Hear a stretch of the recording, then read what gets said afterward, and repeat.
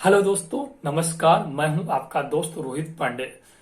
Rohit Pandey psychology sir teacher के YouTube channel पर आप सभी लोगों का हार्दिक स्वागत और अभिनंदन है।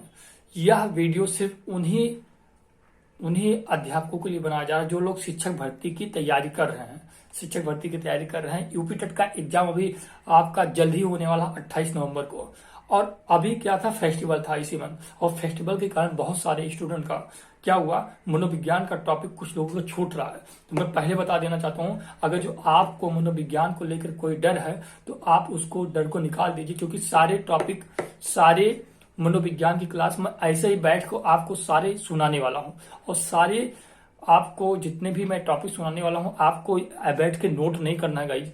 आपको सिर्फ इसको क्या करना है, जैसे आप सॉन्ग सुनते हो, सॉन्ग के तरीके से आप क्या करिएगा, ये वाला ईयरफोन लीजिएगा गाइज, ये वाला ब्लूटूथ वाला ईयरफोन लीजिएगा।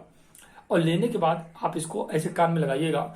और लगाने के बाद में क्या हुआ, अगर जो आप कोई कार्य कर रहे हैं तो कार्य को करिए, ठीक है। और कार्य को करते हुए इस ऑडियो को अवश्य सुनिए। मोबाइल को चला करके रख दीजिए और अपने कान में लगा करके इसको अवश्य सुनते रहिए। मैं गारंटी देता हूं आपका मनोविज्ञान से संबंधित कोई भी क्वेश्चन छूटने वाला नहीं है, क्योंकि सारी मनोविज्ञान में जीरो से आपका रिवाइज कराने वाला हूं। अगर जो आपने कहीं पढ़ रखा है तो बहुत अच्छी बात है, लेकिन यदि आप इसको सुनते हैं, सुनने मात्र से आपका पूरा क्या होगा गाइस, पूरा रिवीजन हो जाएगा।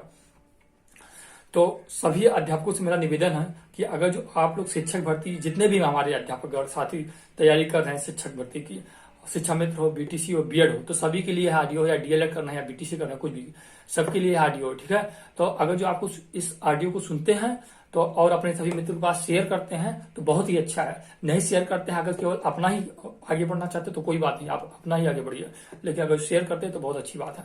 और मैं पूरी मनोविज्ञान की कथा यहीं पर सुना के खत्म कर दूंगा, पक्का कहता हूं। तो स्टार्ट करते हैं बिना किसी देरी के, ठीक है। सबसे पहले हम जानेंगे गाइस, मनोविज्ञान है क्या। तो मनोविज्ञान आपका दर्शन शास्त्र से आया था। कहां से आया था गाइस? दर्शन शास्त्र से। पहले दर्शन शास्त्र था, ठीक है। दर्शन शास्त्र से यह अलग हुआ, ठीक है। और जब अलग हुआ, अलग कब हुआ ये भी हम आपको बताने वाले हैं। सबसे पहले क्या था, मनोविज्ञान मन का विज्ञान, ठीक है। तो इसमें क्या था, साइकोलॉजी मनोविज्ञान का अंग्रेजी शब्द साइकोलॉजी है। और साइकोलॉजी किससे बना है? साइकी प्लस लॉगॉस से बनकर बना है। साइकी बोले तो गाइज आत्मा होता है, साइकी मीन्स आत्मा होता है, और लॉगोस मतलब अध्ययन होता है। इस प्रकार से आपका साइकोलॉजी का जो अर्थ हुआ, आत्मा का अध्ययन करना हुआ, ठीक है गाइज। अब जब आत्मा का अध्ययन करना हो गया तो उसमें क्या कहा गया कि धीरे धीरे ये सबसे पहले ये जाना गया कि मनोविज्ञान को जो आत्मा का विज्ञान ये कहा गया, तो ये साइकी प्लस लोगोस शब्द आया किससे? तो आपको उसमें लैटिन आपको विकल्प मिलेगा, या तो लैटिन मिलेगा और या तो आपको ग्रीक मिलेगी या तो यूनानी मिलेगा। मोस्टली आप लोगों को गाइज लैटिन ही मिलेगा। और ये लैटिन मिलता है तो आप लैटिन को फर्स्ट प्रेफर करेंगे और उसको सही करेंगे। और ग्रीक मिलता है तो ग्रीक वाला ऑप्शन आप विकल्प चुनने करेंगे।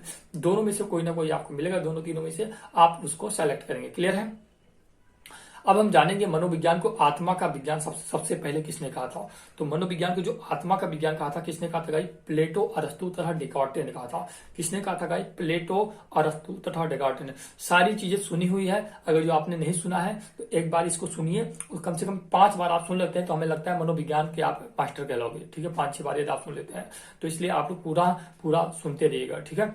तो मनोविज्ञान को आत्मा का विज्ञान किसने कहा? प्लेटो, अरस्तु तथा डेकार्टे ने कहा। ये किस शताब्दी में कहा था गाइस? 16वीं शताब्दी में। बाद में क्या आया? 17वीं शताब्दी में क्या कहा गया? मनोविज्ञान को मन का विज्ञान कहा गया। और मन का विज्ञान किसने कहा गाइस? मन का विज्ञान कहा मध्य युग के दार्शनिक पोम्पोनाजी ने कहा, ठीक है। तो मध्य युग के दार्शनिक पोम्पोनाजी ने किसने कहा? ये कहा कि मन का विज्ञान है। लेकिन कुछ लोगों ने ये कहा कि भाई मन होता क्या है। जैसे आत्मा को भी कुछ लोगों ने क्या किया, अस्वीकार कर लिया, क्योंकि आत्मा को वो लोग एक्सप्लेन नहीं कर पाए। आत्मा का रंग, रूप, आकार, ये सब कैसा होता है, ये सब वो लोग क्या किए, दर्शा नहीं पाएगा, ठीक है।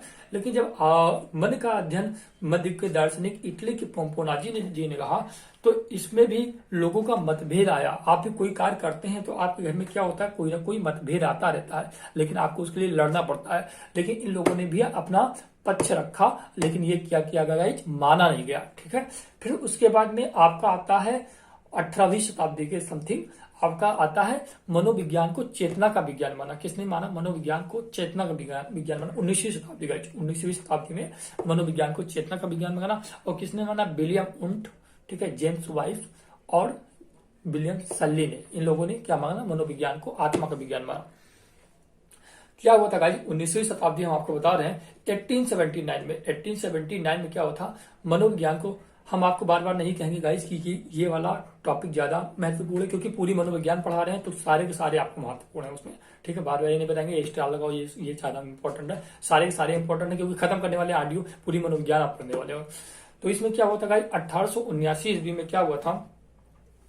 जर्मनी के लिपजिंग नामक स्थान पर विलियम उंट ने क्या किया था? मनोविज्ञान के प्रथम प्रयोगशाला की स्थापना किया था, जिसको वर्तमान में हम क्या कहते हैं? कार्ल मार्क्स विश्वविद्यालय कहते हैं। क्या कहते हैं? कार्ल मार्क्स विश्वविद्यालय।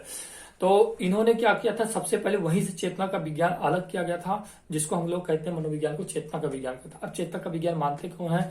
यह है आपको हमने बताया विलियम उंट, जेम्स ली वाइफ, ठीक है। फिर उसके बाद में ये भी नहीं माना गया कि चेतना क्या होता है, उसका रंग रूप आकार कहता है, ये भी लोगों ने सही से एक्सप्लेन नहीं किया। हालांकि कुछ लोगों ने इसको माना, लेकिन सभी लोग नहीं माने। फिर लास्ट में गाइस आता है आपको मनोविज्ञान का व्यवहार का विज्ञान। मनोविज्ञान को व्यवहार का विज्ञान किसने माना, ये आप जानोगे। तो मनोविज्ञान को व्यवहार का विज्ञान माना था सबसे पहले वाटसन, स्कनर तथा वुडवर्थ ने। वाटसन ने कहा था गाइस कि तुम मुझे कोई भी बालक दे दो और मैं उसे जैसा बनाना चाहता हूँ वैसा बना सकता हूँ, ठीक है। स्किनर में भी, स्किनर क्या थे? मौलिक व्यवहारवादी थे। आपके जो मैकडूगल साहब थे वो मूल प्रवृत्ति के जनक थे, क्लियर है। तो और थॉर्नडाइक साहब ने क्या कहा था? एजुकेशनल साइकोलॉजी एक बुक लिखी थी। तो ये सब क्या थे? व्यवहारवादी थे, ठीक है। अब हम आपका आते हैं, सीधा आते हैं बात पॉइंट पे आते हैं गाइस। मनोविज्ञान होता क्या है, ठीक है। अब मनोविज्ञान आपने पढ़ लिया। बाल विकास के बारे में पढ़ेंगे गाइस, बाल विकास के बारे में पढ़ेंगे। बाल विकास क्या है और किसने क्या कहा है। तो सबसे पहले देखिए गर्भावस्था से लेकर किशोरावस्था तक का जो हम अध्ययन करते हैं गाइस, कहां से? गर्भावस्था से लेकर किशोरावस्था तक का जो अध्ययन करते हैं उसको हम बाल विकास के नाम से जानते हैं। तो इसमें क्या हुआ? इनकी हम हिस्ट्री पढ़ते हैं। 18वीं शताब्दी में बाल विकास का सर्वप्रथम वैज्ञानिक विवरण प्रस्तुत किया गया। किसने प्रस्तुत किया? पेस्टोलॉजी। जो गाइज हमारे यहाँ ऑफलाइन क्लास लिए हैं उनको पता है कि वो एक बार भी दो बार भी पढ़ेंगे तो उनको स्वतः क्या होगा गाइज? याद हो जाएगा। लेकिन अगर जो हमारे यहाँ कोई क्लास नहीं लिया है तो मैं उसको बता देना चाहता हूँ कि वो कम से कम 5 से 6 बार पढ़ते हैं तो पूरी मनोविज्ञान आपके दिमाग में रम जाएगी। और ये मान के चलिए गाइज, मनोविज्ञान पढ़ा हुआ आदमी कभी फेल नहीं हो सकता, ठीक है। आप क्या सबसे ज्यादा नंबर आपको इसी में आने वाला है, क्योंकि मनोविज्ञान में आपको ज्यादा मेहनत नहीं करना, क्योंकि हम आपके साथ पूरा मेहनत सीडीपी में पूरा नंबर दिलाने वाले हैं। इसके अलावा आपको प्रैक्टिस अगर जो करना है, प्रैक्टिस निर्माण अकेडमी के चैनल पे हम आप लोगों को प्रैक्टिस करा रहे हैं। इस चैनल पर भी कुछ प्रैक्टिस करा रहे हैं, प्रैक्टिस भी आप लोग कर सकते हैं गाइस। तो 18वीं शताब्दी में बाल विकास का वैज्ञानिक विवरण प्रस्तुत किया, वो किसने किया? पेस्टोलॉजी ने किया था। फिर आया 19वीं शताब्दी। 19वीं शताब्दी में बाल अध्ययन के आंदोलन का शुरुआत किया गया। वो किसके द्वारा किया गया? स्टेनले हाल के द्वारा। स्टेनले हाल आपके कहाँ के थे गाइज? ये अमेरिका के थे। कहाँ के थे गाइज? अमेरिका के थे। उसके बाद क्या हुआ? आगे हम बढ़ते हैं। सर्वप्रथम प्रश्नावली का निर्माण भी किया गया उसी टाइम।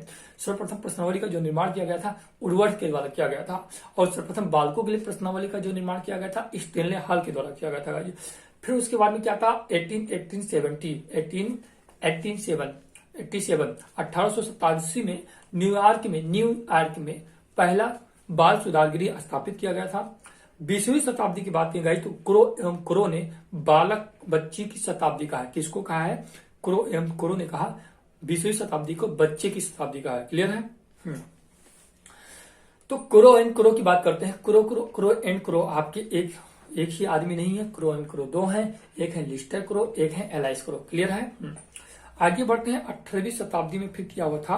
पेस्टोलॉजी ने बेबी बायोग्राफी बुक लिखी थी। और क्यों लिखी थी? इन्होंने अपने पुत्र पर अध्ययन किया था, 3.5 वर्षीय बालक पर अध्ययन किया था और एक बुक की रचना कर डाली, बेबी बायोग्राफी। आप लोग भी कर सकते हो गाइस, अपने बालक के ऊपर अध्ययन करके, ठीक है। तो कोई भी उस टाइम क्या था? ये लोग मनोवैज्ञानिक थे, तो इनके लोगों की बुक वैलिड हो गई। आप लोग भी कुछ कर सकते हैं, अपने जीवन में कोई टारगेट बना सकते हो। क्लियर है? आगे आते हैं गाइस। अब बाल मनोविज्ञान के जनक की बात करते हैं तो बाल मनोविज्ञान के जनक आपके स्टेनले हाल हो जाएंगे।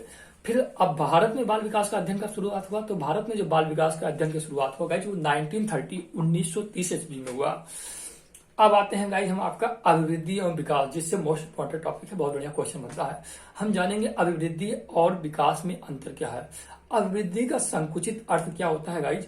अभिवृद्धि क्या है, संकुचित होता है, वो ज्यादा फैलता फूलता नहीं है, ठीक है। जबकि विकास हमारा क्या होता है गाइज, व्यापक होता है। अभिवृद्धि आपका क्या होता है गाइज, रचनात्मक होता है, जबकि विकास आपका क्या होता है गाइज, विनाशात्मक और रचनात्मक दोनों होता है।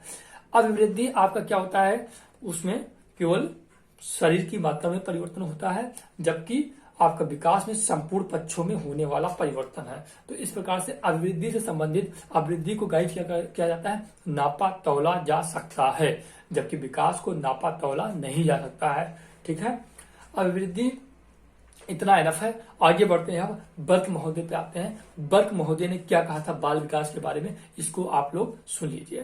बर्क महोदय ने कहा था भाई, बाल विकास मनोविज्ञान की वह शाखा है जिसके अंतर्गत जन्म पूर्व बात करते हैं, जन्म पूर्व अर्थात गर्भावस्था से लेकर किशोरावस्था तक या परिपक्वता अवस्था तक होने वाला विकास का अध्ययन किया जाता है। किसका अध्ययन किया जाता है, बाल विकास मनोविज्ञान की वह शाखा है जिसके अंतर्गत जन्म पूर्व अर्थात गर्भावस्था से लेकर किशोरावस्था तक अथवा परिपक्वता अवस्था तक होने वाले विकास का अध्ययन किया जाता है। क्लियर है?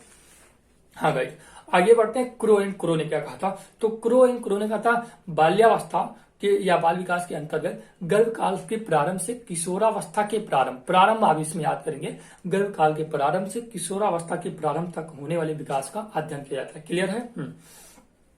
नेक्स्ट पॉइंट आते हैं आपके जेम्स ट्रेवर, बहुत ही मोस्ट इंपॉर्टेंट मनोवैज्ञानिक हैं। तो जेम्स ट्रेवर ने क्या कहा था भाई, बाल मनोविज्ञान में जन्म से परिपक्वावस्था तक होने वाला विकास का अध्ययन किया जाता है। किसका अध्ययन किया जाता है, जन्म से परिपक्व अवस्था तक होने वाले विकास का अध्ययन किया जाता है। आगे आते हैं गैसल महोदय। गैसल महोदय क्या कहते हैं, विकास एक तरह का परिवर्तन है। क्या है, विकास एक तरह का परिवर्तन है जिसके द्वारा बालक में नवीन योग्यताओं एवं विशेषताओं का विकास होता है। क्लियर है? हाँ। आगे आते हैं ब्रूनर साहब। ब्रूनर साहब आपके क्या कहते हैं, विकास की किसी भी अवस्था में कुछ भी सिखाया जा सकता है। ये किसने कहा, ब्रूनर साहब ने कहा था। ब्रूनर साहब ने कहा था, जेरोम ब्रूनर ने क्या कहा था, विकास की कुछ भी अवस्था में, किसी भी अवस्था में कुछ भी सिखाया जा सकता है। बात करते हैं गाइज हम श्रीमती हरलाक के बारे में। श्रीमती हरलाक ने क्या कहा था, विकास के क्रम को 4 भागों में बांटा था।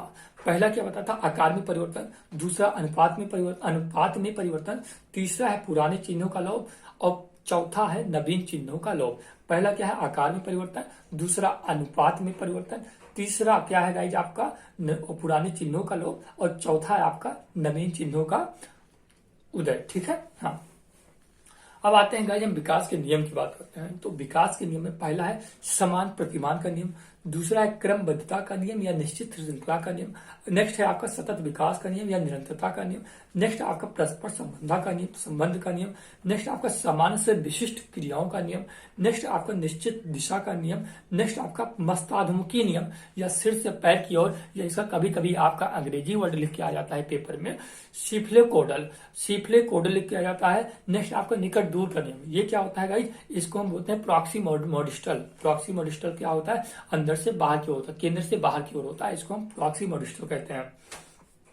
नेक्स्ट है आपका गाइड व्यक्तिगत विभिन्नता का नियम, नेक्स्ट आपका विकास की गति में भिन्नता का नियम, नेक्स्ट आपका अंतःक्रिया का नियम, नेक्स्ट आपका वर्तुलाकाल का नियम, नेक्स्ट है गाइड विकास में परिवर्तन का नियम, नेक्स्ट आपका पूर्वानुमान पूर्व कथन भविष्यवाणी का नियम। विकास में कहा जा सकता है कि बालक का भविष्यवाणी हम कर सकते हैं किसी बालक का विकास देख करके, राइट।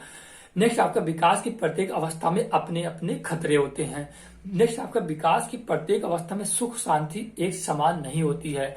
नेक्स्ट आपका प्रारंभिक विकास प्रवर्ती विकास की अपेक्षा अधिक महत्वपूर्ण होती है। नेक्स्ट आपका वंशानुक्रम व वातावरण के गुणनफल के नियम। ठीक है, अब नेक्स्ट पॉइंट आता है आपका विकास को प्रभावित करने वाले कारक कौन कौन से हैं, मोस्ट इंपोर्टेंट है। वंशानुक्रम की बात करें तो विकास को प्रभावित करने वाला सबसे बड़ा कारक आपका वंशानुक्रम और वातावरण है।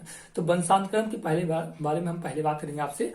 तो सबसे पहले हम देखेंगे वंशानुक्रम के बारे में किसने क्या कहा था। तो सबसे पहले देखेंगे द्रव्य की निरंतरता का सिद्धांत या बीजमैन की निरंतरता का सिद्धांत किसने दिया था, बीजमैन साहब ने दिया था। आपका ऐसे ही क्वेश्चन बन के आया था, बन के आएगा द्रव्य की निरंतरता का सिद्धांत या बीजमैन की निरंतरता का सिद्धांत किसने दिया था। गाइस आप सभी लोग फटाफट उसमें टिक कर दोगे, बीजमैन ने दिया था। क्लियर है।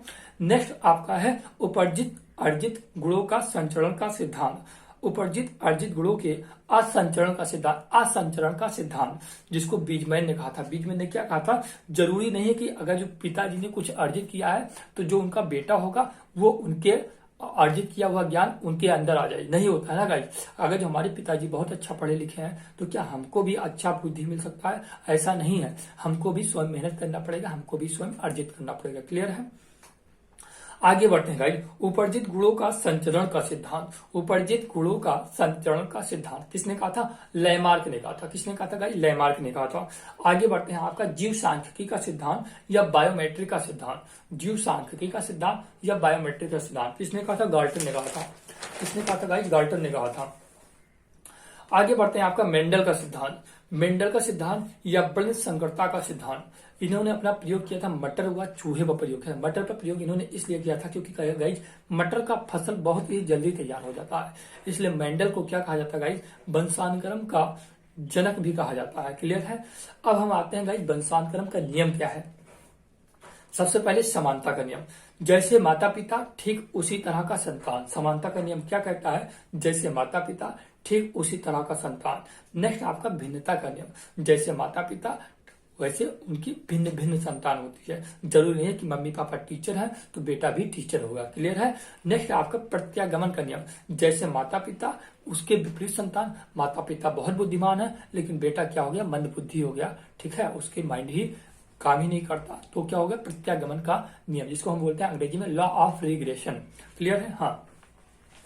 अब बात करते हैं सेकंड कारक की, वातावरण की, पर्यावरण की, जिसको सबसे पहले किसने बताया? पारिवारिक वातावरण के बारे में फ्रोबेल साहब ने क्या था? फ्रोबेल साहब ने क्या कहा था? माताएं के बारे में उन्होंने कहा था, माताएं आदर्श अध्यापकाएं हैं। क्या है गाइस? माताएं आदर्श अध्यापकाएं हैं तथा परिवार द्वारा दी जाने वाली अनौपचारिक शिक्षा महत्वपूर्ण व प्रभावशाली है। तो किसने कहा था गाइस? फ्रोबेल ने कहा था, माताएं आदर्श अध्यापकाएं हैं। क्लियर है?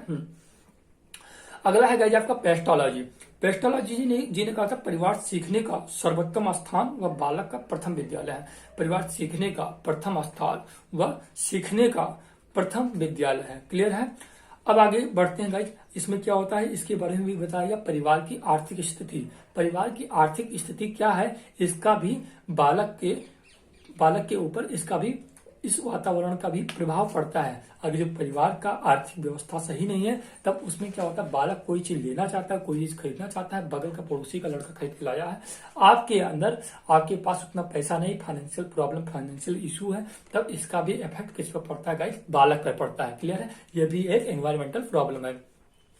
नेक्स्ट है गाइस, माता पिता का असंतोषजनक वैवाहिक जीवन। माता पिता ने शादी कर लिया है और फिर भी उनके अंदर मनमुटाव रहता है, कोई ना कोई बात को लेकर मनमुटाव रहता है। मम्मी अलग बैठी है, पापा अलग बैठे हैं, तो इसका भी इफेक्ट बालक पर पड़ता है गाइस। क्या है? अगर जो बालक को कुछ काम करना है तो मम्मी के पास जाए कि पापा के पास जाए, उसको यही नहीं समझ में आता है कि हम करें तो क्या करें, मम्मी को संतुष्ट करें कि पापा को संतुष्ट करें। गुड।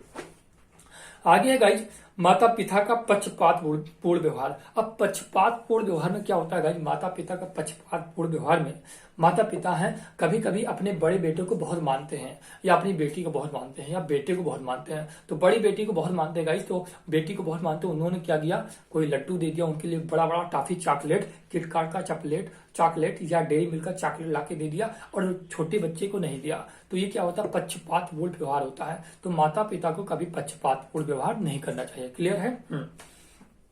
नेक्स्ट आपका अत्यधिक ममता व लाड़ प्यार। क्या होता है? बहुत सारे माता पिता होते हैं अपने बेटे को बहुत प्यार करते हैं, ठीक है, अपने बेटे को बहुत प्यार करते हैं और बहुत ही दुलार करते हैं। अगर जो बेटा कहीं गलती से जमीन पर उतर गया तो इतना डांटते हैं, बेटा आपने गलती से, आपने नीचे क्यों उतर गया, मिट्टी लग गई, ये है वो है। तो ये सब नहीं करने देना चाहिए।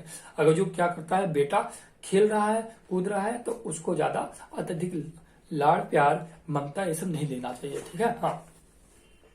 नेक्स्ट गाइज आपका जन्म कर्म। जन्म कर्म का भी इस पे बहुत इफेक्ट पड़ता है। जन्म कर्म क्या होता है गाइज? जन्म कर्म, मान लीजिए आपके घर में 2 बेटे हैं, मान लीजिए गाइज आपके घर में 2 बेटे हैं और 2 बेटे में सबसे बड़ा वाला लड़का क्या होता है? बड़े वाले लड़का को सीखने में ज्यादा टाइम लगता है, जबकि छोटा वाला बच्चा जो सेकंड नंबर पर जन्म लेता है वो बहुत ही जल्दी चीजों को सीख लेता है, क्योंकि बड़ा वाला लड़का जो करता है उसी का देखी देखा छोटा वाला बच्चा सीख जाता है। क्लियर है? हाँ। आगे बढ़ते हैं गाइस हम विद्यालयी वातावरण में। आपका पारिवारिक वातावरण हमने बता दिया, अब विद्यालयी वातावरण की बात करते हैं। विद्यालयी वातावरण में क्या होता है गाइस, शिक्षक बालोद्यान का कुशल माली है। शिक्षक क्या है, बालोद्यान का कुशल माली है। ये भी फ्रोबल साहब ने कहा था। उसमें बताया था पारिवारिक वातावरण माताएं आदर्श अध्यापकाएं हैं। क्या बताया था, माताएं आदर्श अध्यापकाएं हैं, ये भी फ्रोबल ने कहा था। और इसमें कहा शिक्षक बालोद्यान का कुशल माली है। ये किसने कहा था गाइस, फ्रोबल ने कहा था। और इसमें आगे क्या कहेगा, विद्यालय का भौतिक वातावरण।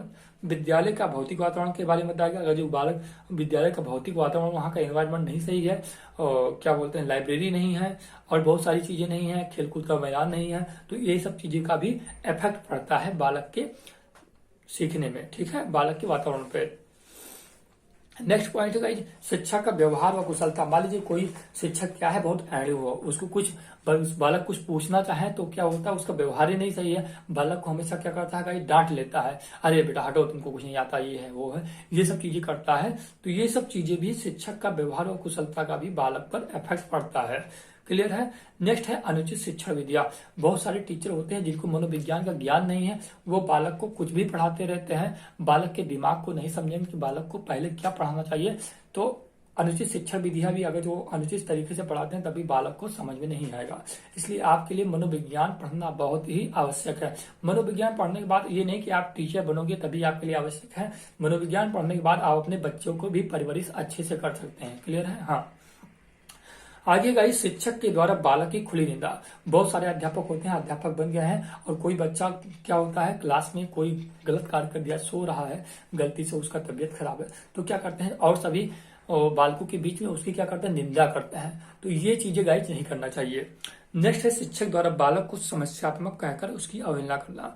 जैसे मान लीजिए कोई बच्चा सो रहा है, चोरी कर लिया, कोई किसी का पेन चुरा लिया, ठीक है, या बच्चे ने कोई गलत कार्य कर दिया, तो ये सब चीजें कहकर बालक को समस्यात्मक बालक कहकर उसकी अवहेलना नहीं करना चाहिए, बल्कि उसको समझाना चाहिए गाइस। ठीक है। अगला कारक है आपका सामाजिक व सांस्कृतिक वातावरण, जिसमें पहला है आपका आस पड़ोस। आस पड़ोस का क्या वातावरण है, ये भी बालक के ऊपर इफेक्ट पड़ता है। मित्र एवं साथी, बालक का मित्र कैसा है, साथी कितना है। बहुत सारे आदमी, गलत संगत रहेगी तो गलत आदमी मिलेगा, सही संगत रहेगा तो बालक आगे जाएगा। तो हमेशा अपने बालक को ये राय दें कि अच्छा मित्र बनाए, अच्छे साथी बनाए। ठीक है। नेक्स्ट आपका सिनेमा। सिनेमा का भी बहुत सारा रोल है इसमें। आजकल मूवी आप लोग देखते होंगे, बहुत सारे मूवी वेब सीरीज, ठीक है, मोबाइल पे भी आ जाते हैं और फिर क्या नाम है, सिनेमा में भी आ गए हैं, तो उसमें भी लोग जाके देखते हैं। तो अगर जो अच्छी सिनेमा आप लोग देखते हैं तो आप मतलब जैसा आप देखेंगे वैसा आपके दिमाग में, माइंड में चलेगा। तो कोशिश ये करें कि अपने बच्चों को भी अच्छी मूवी दिखाएं। रीति रिवाज की बात में गाइस, आपके यहाँ रीति रिवाज कैसा है। जैसे शादी विवाह का रीति रिवाज होता है, खाने पीने का रीति रिवाज होता है, पहले बेटे खा लेंगे, किसी किसी घर में होता है कि पहले बेटे खा लेंगे तब मम्मी पापा खाते हैं, और किसी किसी परिवार में ये होता है कि पहले मम्मी पापा खा लेते हैं तब बेटा खाता है। तो ये सारी चीजें क्या होता है गाइस, सिखाना चाहिए बच्चे को, अपने रीति रिवाज क्या है, हमारे यहाँ की परंपरा क्या है, ये सारी चीजें सिखाना चाहिए। नेक्स्ट आपका अंधविश्वास। अंधविश्वास के बारे में ये कहा जाएगा कि बहुत सारे घरों में ये होता है कि लड़कियों को नहीं पढ़ना चाहिए, लड़कियां पढ़ लेती हैं तो अपने मन का काम करने लगती हैं, इधर उधर की चीजें बकवास करती हैं, मतलब कहना नहीं मानती घर को, या घर को उजाड़ देती हैं। ये सब गलत चीजें, ये सब अंधविश्वास है। ठीक है, अंधविश्वास ये सब नहीं रखना चाहिए, सभी को पढ़ाना चाहिए, बेटे को पढ़ाना चाहिए, बेटी को भी पढ़ाना चाहिए। नेक्स्ट आपका रहन सहन, खान पान, पहनावा आदि, ये सब भी बहुत सारा इफेक्ट पड़ता है। अगला आपका भौगोलिक जलवायु वातावरण। भौगोलिक जलवायु वातावरण की बात में गाइस इसमें, तो भौगोलिक जलवायु वातावरण का सबसे बड़ा रोल यह है कि गाइस इसमें क्या है कि जब भी ये होता है कि जहाँ की जलवायु गाइस क्या है, जहाँ की जलवायु गर्म है, वहाँ के लोग ज्यादा क्या होते हैं, आलसी होते हैं, वो लोग सक्रिय नहीं होते हैं। जबकि जहाँ की जलवायु ठंड होती है, वहाँ के लोग क्या होते हैं, बहुत ही एक्टिव होते हैं, बहुत ही काम करने में इच्छुक होते हैं, फास्ट होते हैं। लेकिन जहाँ की जलवायु गर्म होती है, वहाँ के लोग आलसी होते हैं। आगे है मनोवैज्ञानिक वातावरण। मनोवैज्ञानिक भी वातावरण इसका इफेक्ट पड़ता है। अब प्रेरणा व पुनर्बलन इसमें है पहला। अब प्रेरणा, बच्चों को क्या करना चाहिए, हमेशा प्रेरित करना चाहिए, पुनर्बलन देना चाहिए। निर्देशन व परामर्श, बच्चे को क्या देना चाहिए, सही गाइडेंस देना चाहिए, सही काउंसलिंग करना चाहिए। प्रेम और सहानुभूतिपूर्ण व्यवहार, हमेशा बालक को क्या करना चाहिए, प्रेम करना चाहिए। कोई चीज अगर जो गलती से फेल हो गया, क्लास में कोई बच्चा 5वीं क्लास में फेल हो गया है, तो कभी भी बालक ये नहीं करना चाहिए, अरे हटाओ तुम गधे हो, गधे वाली बात नहीं करना चाहिए। बालक को हमेशा प्रेम और सहानुभूतिपूर्ण व्यवहार से उसको सिखाना चाहिए। क्लियर है। आगे जन संचार माध्यम। जन संचार माध्यम का आज हमारे जीवन में बहुत ही बड़ा इफेक्ट पड़ता है। जन संचार माध्यम जैसे कि मान लीजिए आप क्या करने बैठे हैं गाइस, पढ़ने बैठे हैं। आज पढ़ने बैठे हैं, आपने यूट्यूब पे कोई टीचर आपने सेलेक्ट किया, पढ़ना स्टार्ट किया, आपने क्या किया, अरे स्टार्ट किया और एक ही मिनट में आपने निर्णय ले हटाओ ये अच्छा नहीं पढ़ा, नहीं समझ में आ रहा है। तो ये सारी चीजें गाइस एक ही मिनट में आप निर्णय लेते हो कि अच्छा पढ़ा रहा है कि नहीं पढ़ा रहा है। आपको पूरी वीडियो, पूरी ऑडियो, कम से कम एक वीडियो ऑडियो अवश्य सुनना चाहिए। उसके बाद में निर्णय लेना चाहिए कि हाँ ये बालक या ये टीचर अध्यापक हमको सही बता रहा है कि नहीं सही बता रहा है। क्लियर है? तुरंत डिसीजन नहीं लेना चाहिए गाइस, पहले उसको समय देना चाहिए। क्लियर है? हाँ। या बहुत लोग होते हैं व्हाट्सएप पर मैसेज किया, हाई लिखा, उधर से रिप्लाई नहीं आया तो लोग तुरंत फटाक से दूसरों से चैट करने लगते हैं या दूसरे के पास फोन मिला दिए, ये है वो है, बहुत सारी चीजें हैं। तो ये हमने आपको बता दिया गाइज वंशांतरम और वातावरण। अब आगे हम आपको बताने वाले हैं विकास की अवस्थाएं। क्या बताने वाले गाइज? विकास की अवस्थाएं। क्लियर है? विकास की अवस्थाएं की बात में गई तो सबसे पहले श्रीमती हरलाक के अनुसार हम आपको बताएंगे सबसे पहले विकास की अवस्थाएं क्या बताई थी। बहुत ही मोस्ट श्रीमती हरलाक है आपके एग्जाम की दृष्टि से। तो श्रीमती हरलाक ने क्या कहा था गाइस? गर्भावस्था में क्या बताया था? गर्भधारण से लेकर जन्म तक के बारे में इन्होंने पहली अवस्था बताई थी, गर्भावस्था। फिर इन्होंने बताया था गाइस शैशवावस्था की इन्होंने जो आयु बताई थी जन्म से लेकर 2 सप्ताह तक। कितने सप्ताह तक? जन्म से 2 सप्ताह तक। फिर आगे आता है आपका शैशवावस्था होता है जो गाइस 2 सप्ताह से 2 वर्ष तक होता है। कब तक होता है? 2 सप्ताह से 2 वर्ष तक होता है। फिर आपका आता है बचपनावस्था जो होता है गाइस 2 सप्ताह से बचपना जो आपका बचपनावस्था होता है गाइस 2 सप्ताह से 2 वर्ष तक होता है। जो उसके बाद पूर्व बाल्यावस्था आता है। पूर्व बाल्यावस्था आपका 3 वर्ष से 6 वर्ष तक होता है। क्लियर है? उसके बाद आपका आता है गाइस उत्तर बाल्यावस्था की इन्होंने जो आयु बताई है गाइस 7 से लेकर 14 वर्ष तक बताया है। उसके बाद पूर्व किशोरावस्था की बात करें तो इन्होंने 15 से लेकर 17 वर्ष तक बताया है। उसके बाद आपका आता है उत्तर किशोरावस्था 18 से 21 वर्ष। फिर आपका आता है उसके बाद पूर्णावस्था 21 वर्ष के बाद। क्लियर है? आगे बढ़ते हैं गाइस रास के अनुसार क्या बताया गया है? रास ने बताया था शैशवावस्था की जो आयु थी जन्म से लेकर 2 वर्ष। तो जन्म से लेकर 2 वर्ष शैशवावस्था की आयु रास ने बताया था। जबकि हरलाक ने बताया था, श्रीमती हरलाक बताई थी शैशवावस्था जन्म से लेकर 2 सप्ताह और ये बता रहे हैं जन्म से लेकर 2 वर्ष। आगे आपका पूर्व बाल्यावस्था की राज बता रहे हैं। पूर्व बाल्यावस्था की आयु 3 से लेकर 6 वर्ष। उत्तर बाल्यावस्था की आयु 7 से लेकर 12 वर्ष। उसके बाद में फिर किशोरावस्था की आयु 13 से लेकर 18 वर्ष। उसके बाद में फिर प्रौढ़ावस्था की आयु 18 वर्ष के बाद। क्लियर है? हाँ। शैक्षिक दृष्टि से मोस्ट इंपोर्टेंट क्वेश्चन है आपका बन सकता है, शैक्षिक दृष्टि से विकास की अवस्थाएं क्या है? तो आप जॉन्स के अनुसार बताएंगे कि शैशवावस्था की जो आयु होती है जन्म से लेकर 6 वर्ष। ज्यादातर यही पूछा जाता है, शैशवावस्था की आयु कितनी होती है? जन्म से लेकर 6 वर्ष। किसके अनुसार? शैक्षिक दृष्टि के अनुसार या जांच के अनुसार। बाल्यावस्था की आयु होती है 7 से लेकर 12 वर्ष होती है। किशोरावस्था की जो आयु होती है 13 से लेकर 18 वर्ष होती है। और प्रौढ़ावस्था की जो आयु होती है 18 वर्ष के बाद होती है। आपको बता दें टीन एज किसको बोलते हैं? टीन एज जो 13 से लेकर गाइस 13 से लेकर 19 तक की जो एज होती है उसको हम टीन एज भी बोलते हैं। क्लियर है? अब आते हैं हम गाइस शैशवावस्था को हम किन किन नामों से जानते हैं, उसकी विशेषताएं क्या है, उसको लेकर डर किस चीज का डर है, ये हम जानने वाले हैं गाइस। तो शैशवावस्था को हम सबसे ज्यादा क्या कहते हैं? जीवन का सबसे महत्वपूर्ण काल कहते हैं, क्योंकि इसी काल में जीवन के सबसे महत्वपूर्ण काल में ही बालक को हम सब कुछ सिखा सकते हैं। उसके बाद भावी जीवन की आधारशिला आपको शैशवावस्था के नाम से जानते हैं। सीखने का आदर्श काल शैशवावस्था को कहा जाता है। सीखने की आयु शैशवावस्था को कहा जाता है। मन की मौजों में विचरण की अवस्था, बालक क्या करता है भाई? मन की मौजों में विचरण करता रहता है, इधर उधर की बात क्या करता रहता है? सोचता रहता है। ठीक है? तो मन की मौजों में विचरण करता है, बहुत ही खुश रहता है। ठीक है? छोटा बालक बहुत खुश रहता है। तो वे ये सब 0 से लेकर 3 वर्ष के अंदर रहेगा। फिर प्रिय लगने वाली अवस्था, कोई बालक छोटा बालक होता है, आप देखोगे तो बहुत ही अच्छा लगता है। छोटा बालक है, कोई भी तुरंत उठा के उसे गोद में ले लेगा, खिलाने लगेगा। तो ये सब क्या होता है? बालक को छोटे बच्चे बहुत अच्छे लगते हैं, प्रिय लगते हैं। उसके बाद क्या है? नाजुक अवस्था, छोटा बालक है, गैस कहीं चाकू हाथ में ले लिया या सुई ले लिया, कुछ भी ले लिया, कहीं इधर उधर घुमाया और आंख में लग गया, मुंह में लग गया, कहीं लग गया तो खून निकलने लगेगा। नाजुक अवस्था होता है। या कहीं आपका बेटा तखत पे वल्ला हुआ है, लेटा हुआ है और कोई किसी ने उसको हटाया उठाया नहीं, ध्यान नहीं दिया, नीचे गिरा तो एक्सपायर भी मर भी सकता है, खत्म भी हो सकता है। तो ये सब सारी चीजें क्या होता है, नाजुक अवस्था होती है। खतरनाक अवस्था भी इसी को बोला जाता है। संस्कारों के निर्माण की अवस्था भी इसी को बोला जाता है, क्योंकि छोटा बालक है, जैसा हम संस्कार देंगे, किसी मम्मी पापा को बोलेंगे बेटा प्रणाम करो, तो बेटा क्या करेगा, तुरंत प्रणाम करने लगेगा। उसमें हाँ और नहीं नहीं कहे, क्योंकि मम्मी पापा जो कह रहे हैं उसको बेटे करोगे यही सही है। क्लियर है। उसके बाद फिर आता आपका गाइस खिलौनों की आयु। यहाँ से आपका पूर्व बाल्यावस्था स्टार्ट हो जाता है, जिसको हम 3 से 6 वर्ष के नाम से जानते हैं। तो खिलौनों की आयु किसे कहते हैं, वो बोलते हैं गाइस आपको पूर्व बाल्यावस्था को, 3 से 6 वर्ष। अतार्किक चिंतन की अवस्था इसी को बोला जाता है। ठीक है। घर में योग अवस्था शैशवावस्था ही होता है। नर्सरी स्कूल एज 3 से 6 वर्ष है, ये भी शैशवावस्था है, इसको पूर्व बाल्यावस्था भी बोलते हैं। पूर्व विद्यालय आयु, पूर्व विद्यालयी आयु या शाला पूर्व आयु, मतलब विद्यालय से पहले की जो आयु होती है वो शैशवावस्था। प्राथमिक विद्यालय की पूर्व तैयारी की अवस्था आपकी शैशवावस्था। क्लियर है। टोली पूर्व आयु आपका क्या हो जाएगा, शैशवावस्था। अब आते हैं गाइस हम शैशवावस्था के विकासात्मक कार्य व विशेषताएं देखते हैं। इसमें क्या होता है, शारीरिक बालक का शारीरिक व मानसिक विकास बहुत ही तीव्र गति से होता है। उसमें क्या है, जिज्ञासा प्रवृत्ति बहुत ज्यादा होती है। हर चीज को बालक जानना चाहता है कि ये जो दिया जल रहा है ये किस तरह जल रहा है, क्यों जल रहा है, ये सारी चीजें बालक जानना चाहता है। सीमित मात्रा में कल्पना, ज्यादा किशोरावस्था में जो बालक पहुंच जाता है वो बहुत सारी चीजें सोचता है कि हम फ्लाइट में बैठे हैं, यहाँ बैठे हैं, वहां उड़ रहे हैं, ये कर रहे हैं, वो कर रहे हैं। जबकि जो छोटा बालक है, शैशवावस्था का बालक है, उसकी सीमित मात्रा में कल्पना होती है। जो उसके सामने मान लीजिए कोई वस्तु रखी है तो सिर्फ उसी के बारे में सोचेगा, न किसी और के बारे में।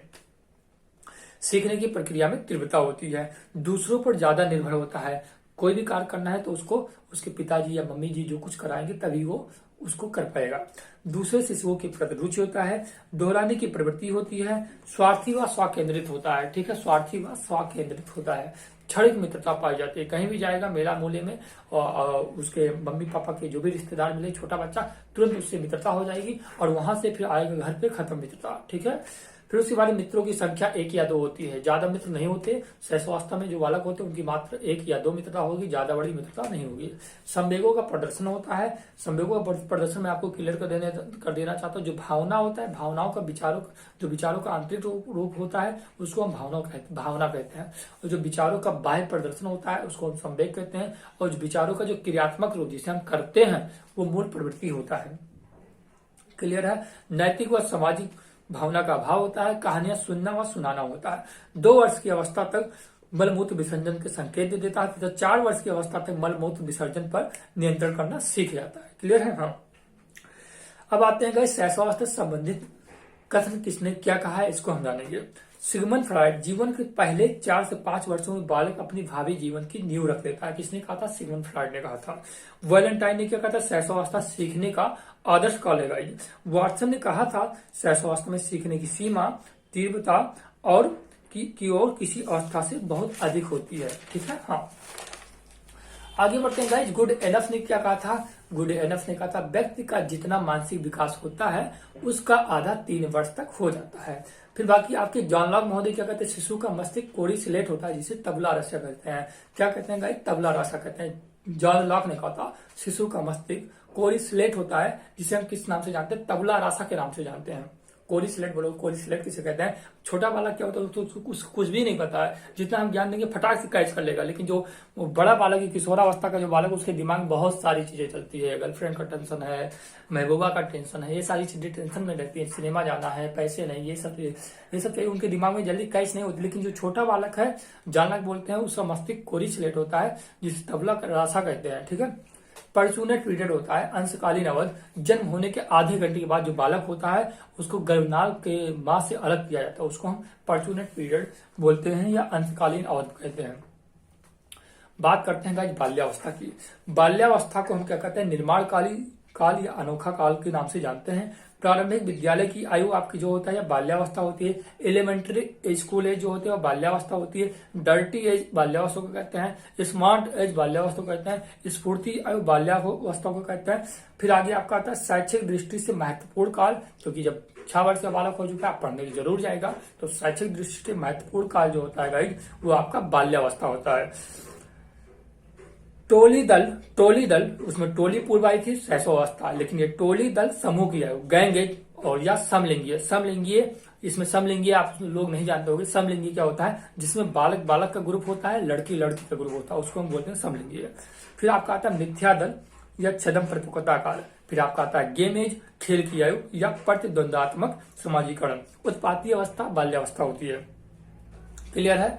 आगे बढ़ते हैं गाइस, आपका बाल्यावस्था के विकासात्मक काल व विशेषताएं हम जानेंगे। रचनात्मक प्रवृत्ति का विकास बाल्यावस्था में बालक के अंदर आ जाता है। संग्रह करने की प्रवृत्ति, कोई चीज पाएगा तो उसको एकत्रित करने लगेगा, वो बाल्यावस्था में उसके अंदर ये गुण आ जाते हैं। चोरी करना व झूठ बोलना बालक सीखने लगता है धीरे धीरे। निरुद्देश भ्रमण करने की प्रवृत्ति, कोई उसका निरुद्देश नहीं होता है, मतलब कोई उद्देश्य नहीं होता, इधर उधर घूमते रहता है। ठीक है, खाना खाया, घूमा टहरा, गया, खेला कूदा, फिर से आ गया, फिर खाना खाया, फिर गया, खेला कूदा, ये सब चीजें निरुद्देश, मतलब कोई उद्देश्य नहीं होता है। पक्षपात की भावना का विकास होता है, हमेशा अपने ही बारे में सोचेगा। ठीक है, कोई दो बालक हैं, दो भाई हैं, तो अपने ही बारे में सोचेंगे, तो पक्षपात की भावना का विकास होता है। कोई चीज होता है मतलब कहें मेरा ही है, मेरा है, तुम्हारा नहीं है। क्लियर है। प्रतिस्पर्धा की भावना होती है, मतलब कंपटीशन की भावना आ जाती है। हीन भावना का शिकार हो जाता है। मान लीजिए कोई बालक है, उसको कोई वस्तु चाहिए, उसके बगल वाले बच्चे के पास में है, उसके मम्मी पापा के पास उतना फाइनेंशियल इशू है, पैसा नहीं है कि उसको ला कर दे सके, तो उसके अंदर हीन भावना आ जाती है। क्लियर है। भाई बहनों में बहुत झगड़ा होता है बाल्यावस्था में। प्रशंसा पाने की इच्छा होती है, हमेशा चाहता है कि हमारी प्रशंसा हो, हमारी बहन की कम प्रशंसा हो, तो ये सब सारी चीजें बाल्यावस्था में होती है। संवेगों पर नियंत्रण करना सीख जाता है। ठीक है। उसके बाद समलिंगीय समूह भावना पाया जाता है। नेता बनने की इच्छा पाया जाता है। नेता बनने की इच्छा किसमें पाया जाता है, वो बाल्यावस्था में पाया जाता है। खेलों में रुचि जो होती है वो बाल्यावस्था में होती है। खोखली मित्रता, थोड़ी थोड़ी बात पे बालक क्या करेगा, कट्टी कर लेगा, उसके बाद फिर तुरंत पक्की कर लेगा। वो काली मुड़ी दिखा के कट्टी करेगा, फिर ये वाला दिखा के पक्की कर लेगा, ऐसे करेगा, पक्की कर लेगा। ठीक है, तो खोखली मित्रता पाई जाती है। नैतिक व सामाजिक भावना का विकास हो जाता है। लिंग भेद, जाति भेद व अर्थ भेद का भावना आ जाती है। बहिर्मुखी व्यक्तित्व का विकास हो जाता है। भाषा का भी विकास हो जाता है। बहिर्मुखी व्यक्तित्व मतलब कुछ भी बोलने लगता है। ठीक है, कहीं भी जाएगा उल्टा सीधा, मतलब कि जो भी दिमाग में आएगा वो बोलने लगता है। ठीक है। नकारने की प्रवृत्ति हो जाएगी, मम्मी से बोलता है कि हम ये काम नहीं करेंगे, खाना खाएंगे नहीं खाएंगे, वो सारी चीजें मना करने लगता है। मूर्त चिंतन की योग्यता आ जाता है, कोई चीज सामने वस्तु रखा है तो उस पर तार्किक चिंतन करने लगता है। क्लियर है। हाँ, आगे गाइस आपका शारीरिक व मानसिक विकास में स्थिरता आ जाती है। जिज्ञासा प्रवृत्ति में प्रबलता आ जाती है। यथार्थवादी दृष्टिकोण हो जाता है, कोई सामने अगर कोई वस्तु रखा है तो उसी के बारे में उसका दृष्टिकोण रहेगा। अब आते हैं गाइस बाल्यावस्था से संबंधित प्रश्न। तो सबसे पहले हम जानेंगे गाइस रास ने क्या कहा था। रास ने कहा था बाल्यावस्था मिथ्या परिपक्वता का काल है। क्या कहा था गाइस, बाल्यावस्था मिथ्या परिपक्वता का काल है। किसने कहा था, रॉस ने कहा था। जबकि कॉल एवं ब्रूस ने क्या कहा था, बाल्यावस्था जीवन का अनोखा काल है। बाल्यावस्था जीवन का अनोखा काल है, किसने कहा था, कॉल एवं ब्रूस ने कहा था। किलपेट्री की बात करेंगे, किलपेट्री ने क्या कहा था, बाल्यावस्था प्रतिद्वंद्वात्मक समाजीकरण का काल है। बाल्यावस्था प्रतिद्वंद्वात्मक समाजीकरण का काल है, किसने कहा था, किलपेट्रिक। वही किलपेट्रिक किशोरावस्था में कहते हैं, किशोरावस्था जीवन का सबसे कठिन काल है, ये किलपेट्रिक कहते हैं, लेकिन यहाँ पे कहते हैं बाल्यावस्था प्रतिद्वंद्वात्मक समाजीकरण का काल है, बाल्यावस्था में कहते हैं। स्टेंग महोदय कहते हैं ऐसा शायद ही कोई खेल होगा जिसे 10 वर्ष का बालक न खेलता हो। ठीक है। अब आते हैं गाइस हम किशोरावस्था पे। किशोरावस्था की बात करें गाइस तो एडोलसेंस शब्द की उत्पत्ति लैटिन भाषा के एडोलसियर शब्द से होती है। एडोलसियर्स का जो अर्थ होता है गाइस परिपक्वता की ओर बढ़ना, ग्रो टू मैच्योरिटी होता है। क्लियर है। हाँ, आगे गाइस त्वरित विकास का सिद्धांत जो दिया था स्टेनले हॉल ने दिया था। किसने दिया था गाइस, स्टेनले हॉल ने दिया था। त्वरित मतलब बहुत जल्दी, बहुत शीघ्र सीख लेता है, कोई चीज सिखाओ तो बहुत जल्दी शीघ्र सीख लेता है। क्लियर है। फिर उसके बाद क्या होता है गाइस, एडोलसेंस बुक किसने लिखा था, एडोलसेंस बुक स्टेनले हॉल महोदय ने लिखा था 1940 में। क्रमिक विकास का सिद्धांत थॉर्नडाइक व हॉलिंगवर्थ ने दिया था। स्टेनले हॉल महोदय क्या कहते हैं, किशोरावस्था मोस्ट इंपोर्टेंट थ्योरी है, परिभाषा है, इसको अवश्य आप लोग दोबारा सुन लीजिएगा। किशोरावस्था प्रबल दबाव व तनाव तूफान एवं संघर्ष का काल है। किशोरावस्था प्रबल दबाव व तनाव तूफान एवं संघर्ष का काल है, स्टेनले हॉल ने कहा था। किशोरावस्था में चौमुखी विकास होने लगता है। समायोजन की अभाव किसमें पाया जाता है, वो आपका किशोरावस्था में पाया जाता है। किसी का पट्टी खाता है किसी से, किसी का पट्टी किसी से नहीं खाता है। व्यक्तिगत एवं घनिष्ठ मित्रता बालक क्या होता है, बहुत जल्दी व्यक्तिगत और घनिष्ठ मित्रता आ जाती है इसमें। इच्छाओं का बाहुल होता है। दिवा स्वप्न हकीकत में जिन इच्छाओं की पूर्ति नहीं होती, कल्पना के माध्यम से उन इच्छाओं की पूर्ति करता है। मान लीजिए आपको उसके पास एरोप्लेन नहीं है, फिर वो सपने में सोच रहा है कि हाँ हमारे पास एरोप्लेन है, वो कल्पना के माध्यम से उसमें बैठ के उड़ रहा होता है। मान लीजिए उसकी शादी नहीं हुई, फिर भी वो सोचता है कि हमारी शादी हो गई है। वीर पूजा नायक पूजा की प्रवृत्ति आ जाती है। मान लीजिए आपने किसी को अपना परिचिन्न मान लिया है, मान लीजिए आपने मोदी जी को मान लिया है या महात्मा गांधी जी को मान लिया, किसी को मान लिया है, तो उन्हीं के परिचिन्हों को जो चलना होता है उसी को हम बोलते हैं वीर पूजा नायक पूजा की प्रवृत्ति, हीरो वर्शिप। ठीक है, आत्मसम्मान की भावना आ जाती है।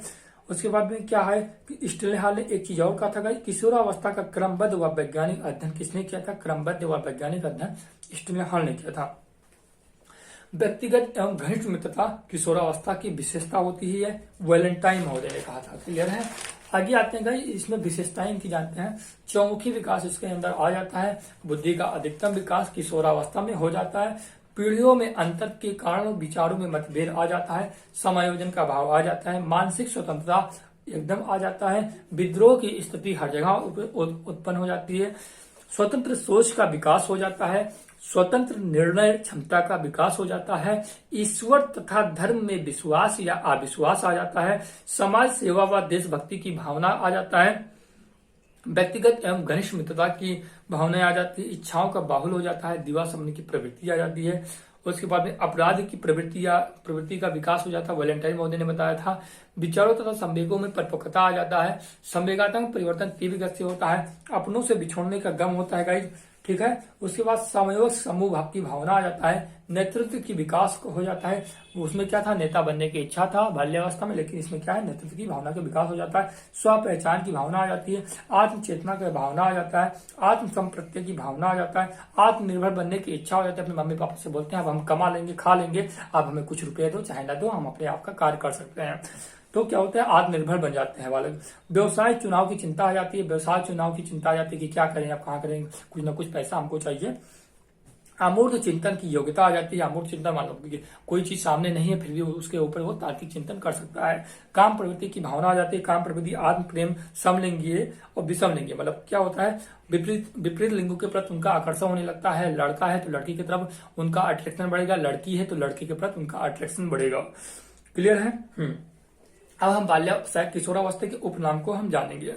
जो जीवन का सबसे कठिन काल किसको कहा गया है, वो गाइस किशोरावस्था को कहा गया। आंधी तूफान की अवस्था किसे कहा गया गाइस, किशोरावस्था को कहा गया। झंझावत की अवस्था किसे कहा गया गाइस, किशोरावस्था को कहा गया। तनाव संघर्ष की अवस्था किसे कहा गया गाइस, किशोरावस्था को कहा गया। समस्याओं की आयु किसे कहा गया है, वो किशोरावस्था को कहा गया। उलझन की अवस्था किसे कहा गया है, किशोरावस्था को कहा गया है। द्रुत एवं तीव्र विकास की अवस्था या तारुण विकास की लहर, सबसे ज्यादा तीव्र गति से विकास जो होता है वो आपका किशोरावस्था में होता है। परिवर्तन की अवस्था शारीरिक, मानसिक, सामाजिक, संवेगात्मक विकास, ये सब परिवर्तन हो जाता है किशोरावस्था में। अवास्तविकताओं की आयु हो जाता है। बसंत ऋतु, कोई लड़का को किसी लड़की से प्यार हो जाता है, मोहब्बत हो जाता है गाइस, और उसमें क्या होता है, मान लीजिए लड़की ने धोखा दे दिया या लड़के ने लड़की को धोखा दे दिया, तो उनके पास क्या आ जाता है, बसंत ऋतु आ जाता है। यहाँ फरवरी मार्च से मतलब नहीं होगा। बसंत ऋतु ये है कि लड़की का दिल टूट जाता है या लड़की का दिल टूट जाता है, तो उनके सामने बसंत ऋतु आ जाता है। फूल मुरझा जाता है, आदमी का दिल टूट जाता है। स्वर्ण काल, गोल्डन एज होता है। इसमें ही बालक क्या होता है कि अपने आप को मतलब बहुत कुछ अच्छा समझता है कि हम कुछ भी कर सकते हैं। अस्पष्ट व्यक्तित्व स्थिति की अवस्था होता है। विशिष्टता की खोज का समय होता है। क्लियर है। आगे है आपका गाइड, अध्ययन के प्रति गंभीर होता है। कौन, किशोरावस्था का बालक। सौंदर्य का उपासक होता है। विपरीत लिंगों के प्रति इनका आकर्षण होता है। स्थिति एवं महत्व की अभिलाषा होता है। माता पिता से अधिक हम उम्र को महत्व देता है। माता पिता से ज्यादा अपने संगी साथियों को ज्यादा महत्व देगा। मित्र संस्कृति अपनाता है। किशोर की बाड़ी में कर्कशता, किशोर की बाड़ी में क्या होता है, कर्कशता होता है, भारीपन होता है। कुछ भी बोलते हैं तो उनको दूसरे को लगता है ये बहुत भारी बोल रहा है, ठीक है, मीठी आवाज नहीं होती। जबकि जो किशोरियों की बाड़ी होती है और लड़कियों की बाड़ी होती है, उनकी बाड़ी में मधुरता होती है, कोमलता होती है। समस्यात्मक बालिगिनी को कहते हैं। किशोरावस्था से संबंधित कथन किसने क्या कहा था, अब हम इसको जानेंगे। किशोरावस्था में जो शारीरिक, मानसिक व संवेगात्मक परिवर्तन होते हैं वो एकसमात होते हैं। ये किसने कहा था, स्टैनले हॉल ने कहा था। व्यक्तिगत एवं घनिष्ठ मित्रता किशोरावस्था की विशेषता होती है, ये किसने कहा था गाइस, वैलेंटाइन ने कहा था। किशोरावस्था अपराध प्रवृत्ति के विकास का नाजुक समय है, ये भी वैलेंटाइन ने कहा था। किशोरावस्था समाज सेवा के आदर्शों का निर्माण व पोषण करते हैं। किशोर समाज सेवा के आदर्शों का निर्माण व पोषण करते हैं, ये भी किसने कहा था, रास ने कहा था। फिर आगे किशोरावस्था जीवन का सबसे कठिन काल है, किलपैट्रिक ने कहा था। किशोरावस्था शैशवावस्था की पुनरावृत्ति है, ये आपके जॉन्स ने कहा था। किशोर प्रणों को अपने मार्ग में बाधा समझते हैं जो उन्हें स्वतंत्रता का लक्ष्य प्राप्त करने से रोकते हैं, ये कॉलेस्निक ने कहा था। क्लियर है। आगे आपका आता है गाइस एनोरेक्सिया नर्वोसा। इसमें क्या होता है, एक रोग लग जाता है किशोरावस्था में बालक को, उसमें या लड़का या लड़की को, लड़कियों को ज्यादा लगता है किशोरावस्था में एनोरेक्सिया नर्वोसा, जिसको हिंदी में बोलते हैं क्षुधा भाव। इसमें लड़की समझती है कि हमें क्या करना चाहिए, डाइट पे रहना चाहिए, ज्यादा भोजन नहीं करना चाहिए। और अगर जो हल्की है, पतली है, तब वो समझते हैं कि हम बहुत मोटे हो रहे हैं, अपने आप को खाने से बहुत दूर रखना चाहती हैं। क्लियर है, कुछ भी दो तो खाने से मना करती हैं। आगे आता है गाइस वही अवसाद, चिंता व चिड़चिड़ेपन का शिकार हो जाता है, अपने खाने की मात्रा में कटौती करने लगता है, खाने से परहेज करना रहता है, खाना खाने के बारे में झूठ बोलता है, दिन रात यही सोचना कि क्या खाया जाए क्या नहीं खाया जाए, जिससे कि वो डाइटिंग पे रहे, मतलब पतली रहे। आगे आपके बुलिमिया नर्वोसा, या इसको हिंदी में बोलते हैं क्षुधा अतिशय। इसमें क्या होता है, बालक क्या करता है, अत्यधिक भोजन करता है, वजन पर नियंत्रण करने के लिए कई प्रयास करता है, बार बार शौच जाता है, मुंह में उंगली डालकर उल्टियां करता है, अधिक व्यायाम करता है, दवाइयों का सेवन करता है। बिंज ईटिंग डिसऑर्डर तीसरा है। इसमें क्या होता है, बालक यू हो जाता है, मोटा हो जाता है, खुद दबा के खाता है, हर समय खाता रहता है और तब तक खाता रहता है जब तक बालक क्या होता है, बीमार नहीं हो जाता। तो इसको बोलते हैं गाइस बिंज ईटिंग डिसऑर्डर। अधिक समय तक खाने की आदत पर नियंत्रण करने में असमर्थ होता है। तो इस प्रकार से आपका हमने बाल्यावस्था, किशोरावस्था, यहाँ तक के हमने आपको सारी चीजें बता दिया। बाल्यावस्था, किशोरावस्था, शैशवावस्था, बाल विकास, और ये सारी चीजें हमने ये खत्म कर दिया है। अब आगे हम नेक्स्ट वीडियो में बता देते हैं, खत्म कर देंगे गाइस, पूरा का पूरा मनोविज्ञान खत्म करके दम लेंगे, मनोविश्लेषणात्मक सिद्धांत, ठीक है, ये सब सारी चीजें हम खत्म करने वाले हैं। इस ऑडियो में इतना ही। आप लोग ऑडियो को कान में ईयरफोन के माध्यम से पूरा अवश्य सुनिए, क्योंकि बहुत ही आपका एक भी क्वेश्चन छूटने वाला नहीं है दोस्तों। हमारा मेहनत और आप लोगों का सुनने का काम है। हम तो मेहनत कर रहे हैं, बाकी आप लोग सुनते हैं नहीं सुनते हैं, अपने कितने दोस्तों के पास शेयर करते हैं, आप लोगों के पास डिपेंड करता है। बाकी गाइस चलते हैं, नमस्कार।